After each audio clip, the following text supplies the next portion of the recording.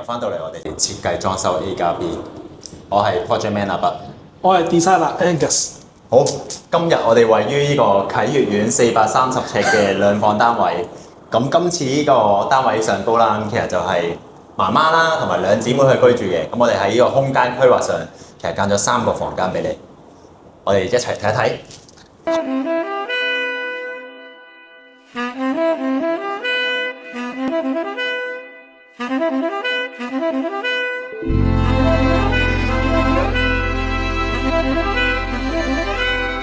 咁我哋今次個風格上咧，你會用咗咩色去做一個主調同埋呢個設計嘅風格咧？呢個單位都係奶酪風嘅 design 啦，就啲圓弧同埋個四方邊，我哋會用多少少。嚟緊點樣去做一啲融合。我哋由呢個電視櫃開始睇戲啦。我見你今次個 design 上好似都比較多圓弧喎 ，Angus。啲門板啦，都用啲圓弧啦。呢個大圓嘅圓弧啦，其實可以開嘅都係。呢個做法咧就唔係好死啦，我哋可以係更加生動咯。咁啊嚟到呢個電視機櫃嘅下邊啦，你會見到咧呢個電視機櫃好似好多櫃桶咁樣喎。其實呢度暗藏玄機嘅，睇下攞隻腳都係踢出嚟。咁當中就其實係有一啲揭板啦、一啲櫃桶嘅設計啦。咁點解會咁樣做咧？大家可以留意到，其實電視機下邊啦，我哋叫影音櫃啦，一般都會有好多嘅電掣位喺入邊啦。係啦，包括一啲上網放 router 嘅位置啦。咁所以我哋為咗避開佢嘅情況底下咧，喺個門板方面其實都做咗少少功夫去令到嗰啲電掣可以合理地使用啦。電視機背景牆咧，我用一個條子嘅配搭啦，仲有啲圓弧邊嘅配搭啦。另外咧，上邊係啦，呢啲都係一啲好巨量嘅儲物啦，電視機儲物啦。咁另外咧，去到側邊咧，呢個背景牆咧，我用一個木飾面去做翻個配搭啦。成個背景牆咧係好連貫性嘅都係。喂，呢個暗門嚟喎。呢間好似係妹妹房啊！係啊，呢間妹妹房嚟嘅。入到嚟妹妹房啦，其實妹妹嘅要求係要有一個超大嘅衣櫃儲物空間。所以見到我哋其實旁邊都做咗一個好大型、好巨型嘅衣櫃啦。咁嘅由於佢需要一啲咁大量嘅儲物，所以我哋今次喺床頭同埋書台嘅位置，其實都做咗一組薄櫃俾佢。係啊，但係呢組薄櫃好似做完出嚟冇呢個局促嘅感覺喎。Angus 其實係點樣做到嘅咧？哦，今次呢間房咧，我就選咗隻白色啦，同埋一啲淺綠色嘅配搭啦，做一個大衣櫃，同埋一張4尺嘅床，同埋一張大嘅大概2尺半嘅台。但係做出嚟嘅感覺咧，形容出嚟都係好大嘅空間。呢個櫃咧嘅 design 上咧，我都俾好多心機嘅都。OK， 咁啊有啲方形嘅邊框嘅 design 啦，同埋一個圓邊嘅 design 啦。個門入邊咧，我哋都加插咗一啲嘅鏡啦。有啲巨量嘅儲物啦，掛衫嘅位啦，層板嘅擺放位啦，係啦。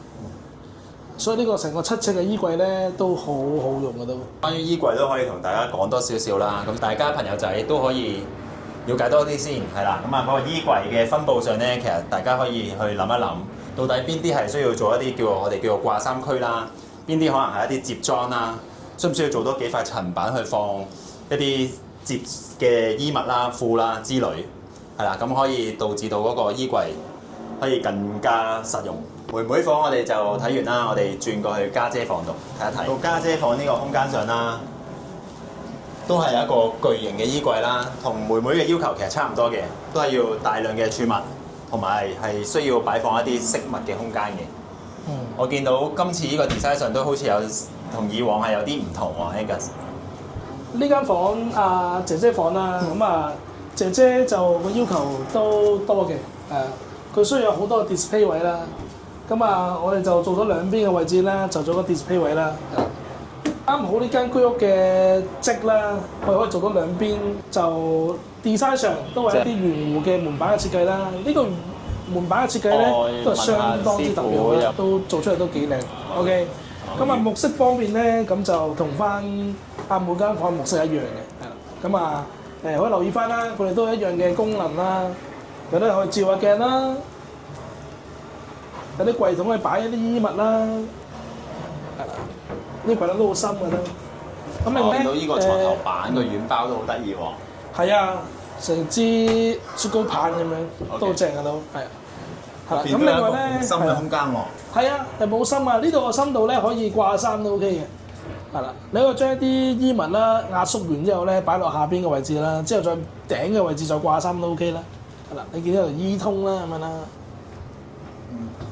所以兩展杯嘅衣櫃咧，其實都好大嘅，都有6尺半嘅都係啊。OK。咁另外呢邊啦，你見啲圓弧嘅門啦，入邊咧都係啲儲物嘅空間咁樣咯，都可以揭嚟俾大家睇睇。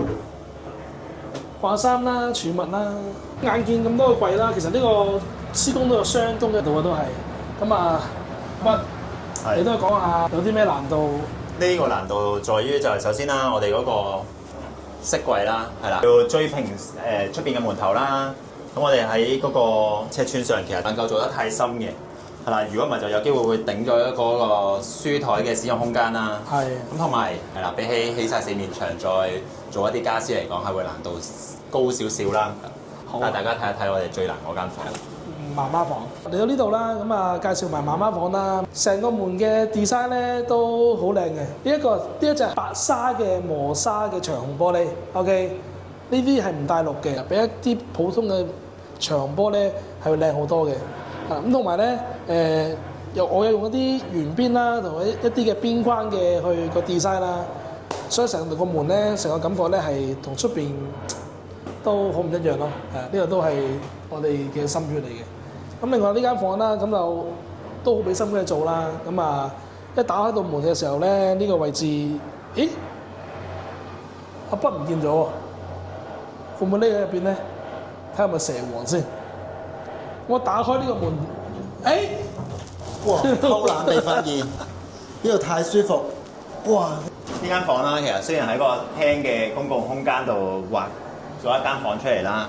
咁首先啦，5臟俱全，有張單人床啦，有一啲衣物嘅處理啦，後旁邊都仲有個床頭櫃。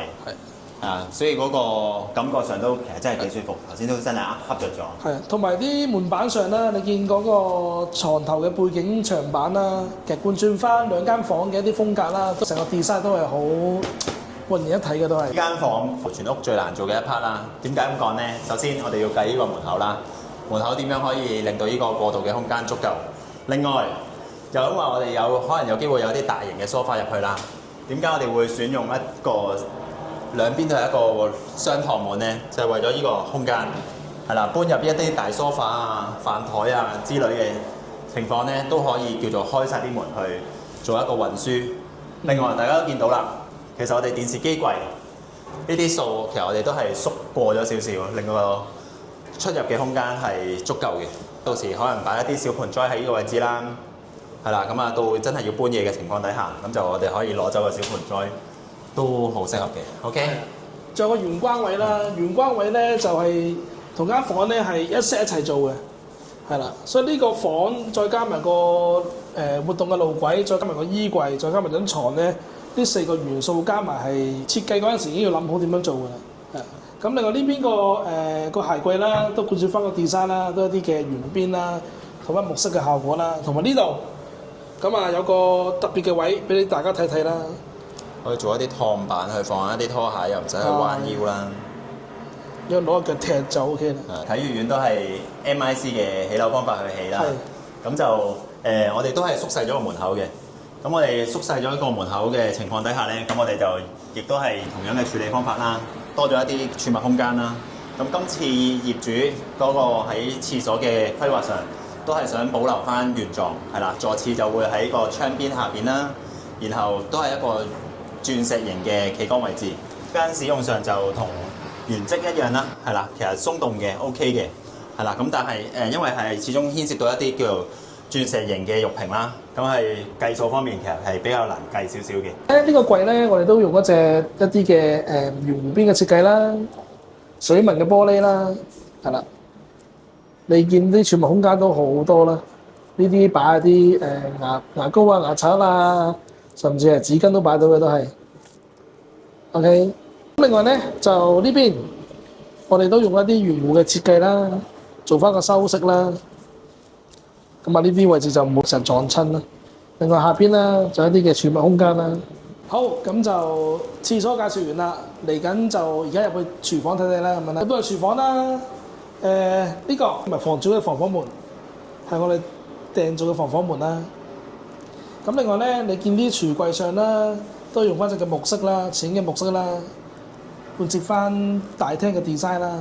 同埋個牆身上咧，我用嗰隻啞色嘅條子紋磚，係啦，成個感覺咧，個廚房會顯大咗好多啦咁樣。仲有平時做啲櫥櫃咧，成日都係白色啦、木色啦，咁呢度咧我用一隻湖水藍嘅藍色。OK，咁啊呢個櫃即係藍色咧，真係將個櫃咧再點綴得更加靚。同大家睇埋呢啲居屋嘅一啲硬件上嘅嘢啦。呢間其實都係一個全爆嘅單位嚟嘅，係啦。咁其實我哋將水喉嘅位置啦，咁其實我哋都係將佢入咗牆啦。咁但係大家留意到，其實有條橫伸嘅一條去水喉管啦。咁呢條我哋係冇選擇去入牆嘅。咁第一就係方便去做一啲維修啦。另外就係冇咁容易淤塞，係啦，因為冇床喺牆身入邊咧，我哋可以打理嘅地方係多啲嘅，係啦。咁啊同埋冇咁容易損耗啦。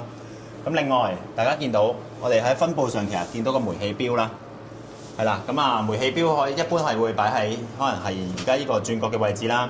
另一個方向就係可能會擺喺近窗邊呢個位置嘅。今次呢個單位其實都係廚廁全爆啦。咁有啲客戶其實都會想用一啲防火門啦，可能一個小時防火，其實呢啲都可以做到少少嘅 design 點綴嘅。咁雖然嗰個款式上係會局限咗啲啦，咁其實都會做得到嘅。係啦，咁亦都可以因應翻可能廚房嘅大細，就縮細翻少少個門窿先去做呢個廚房門啦。咁啊，廚房就大致上係咁樣啦。大家又睇晒我哋成集嘅設計裝修 A 加 B 啦。咁啊，記得 like 我哋、share 我哋同埋追蹤我哋。咁下集嘅新片就會可以即時睇到啦。拜拜，下集見。拜拜，下集見。張哥，今日咁啱又撞到你，捉你嚟訪問一下先。好。今年啦，我哋都起咗好多單位啦。係啊。你覺得今年嘅戰況如何啊？哦，真係犀利啊！真係啲戰況好犀利，因為不停咁做，係啦，即係做個不停咯。多謝啲客戶嘅捧場啊，真係多謝大家捧場、信任啊，係咯。係。啊。同埋我哋公司咧個理念咧就係盡善盡美，謝住爛尾，係啦。都全靠你哋都好努力咁樣去每個單位去埋尾啊，做嘢咁樣咯，會都俾觀眾認識下我哋嘅珠江哥，係我哋工程嘅大佬。OK，冇咁講。係啊，咁我哋嚟緊2026年一齊加油好冇？係一齊努力，係啦，辛苦晒。好，冇咁講，冇咁講。好。咁啊，係啦，多謝大家。係啊。